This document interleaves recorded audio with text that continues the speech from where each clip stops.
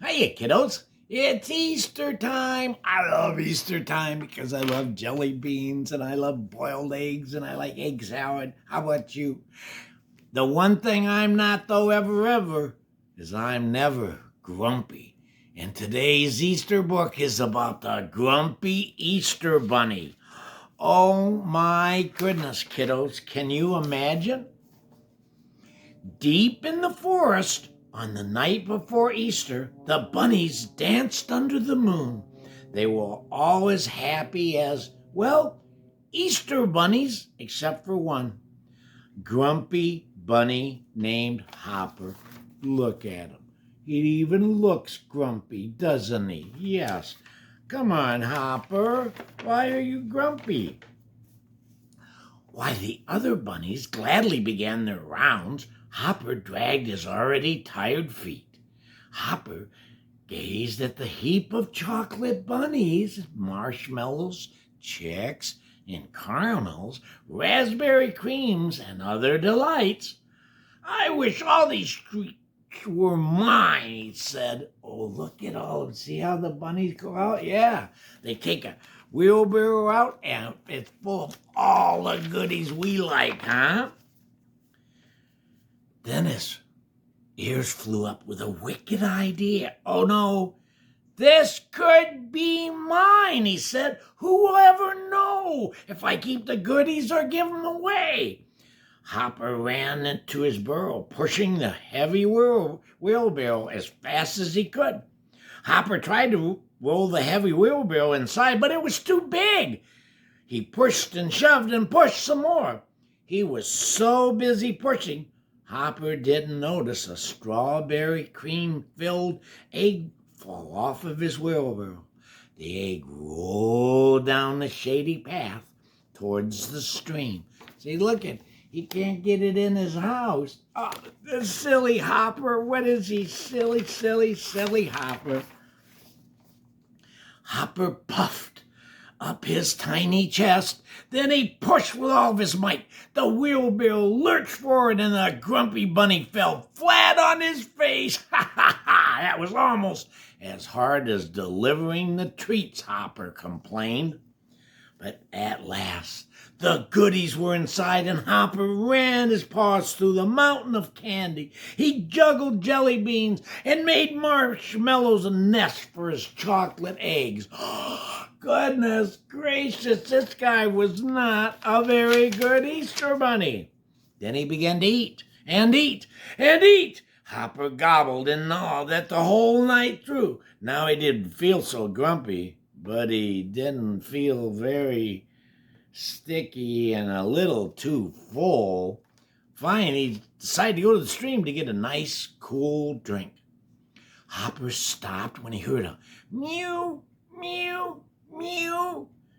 He peeked out from behind a tree and saw Lottie, Spotty, and Dottie, 3 kittens who lived nearby. See the kittens? Were they the ones doing mew, mew? Yeah, I'll bet. Hopper hid in the reeds and listened. There must be here somewhere, Spotty mewed. This is Easter morning, isn't it? Lottie asked. Oh dear, Hopper thought. The kittens are searching for their Easter treats, and they aren't going to find any because, oh no, Hopper felt an uncomfortable stirring deep inside. Should he have eaten those treats? Had he done the wrong thing? And all those kittens were just looking for their treats. Then, to Hopper's great surprise, Dottie cried, I found one! She had found the strawberry cream-filled egg that had fallen off his wheelbarrow. Before Hopper could say a word, Spotty and Lottie rushed to their sister. I'm the oldest, Spotty said, grabbing for the egg. I'm the hungriest, Lottie argued. I found it, Dottie squeaked. Oh, they were going to have an argument, huh? Have you ever had that kind of argument with your brother or sister, kiddos? Hopper felt terrible, as he should. He watched the kittens wrestle and hiss in the dewy grass, and suddenly the kittens rolled right over the egg and smashed it to bits. They stopped wrestling and stared at the gooey mess. Oh no, look at a gooey mess. We should have shared, Spotty mewed sadly. We should have been greedy. We shouldn't have been greedy, said Lottie. We'll divide what's left of it, Dottie said firmly. Then the three kittens hugged. Oh, dear, Hopper said to himself. He turned away from the kittens only and found himself nose to nose with Sir Byron, the great hare. Why haven't you delivered in your area? Sir Byron demanded. Hopper opened his mouth, but no sound came out. The chocolate that was smeared all over his face said it all. Oh, no, kiddos. Come with me, said Sir Byron. Hopper followed him to the burrow, and the kittens tagged along behind. Sir Byron gave the kittens what was left of Hopper's goodies and made them honorary Easter bunnies. That was fun. Go now, Sir Byron told the kittens. Spread joy and love. The great hare turned to Hopper. As for you, he said, you shall watch the kittens hide your treats. Perhaps then you'll understand what it means to be an Easter bunny.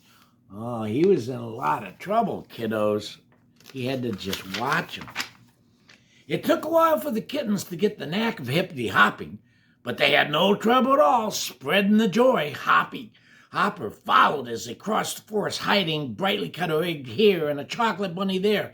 He watched his young gophers and squirrels and moles, and mice squeaked with delight as they found their treat. Hopper looked up and saw the clouds change from pink to fluffy white. He saw the first crocuses open their petals. Oh, goodness, look at all the joy that the kittens were spreading as honorary Easter bunnies.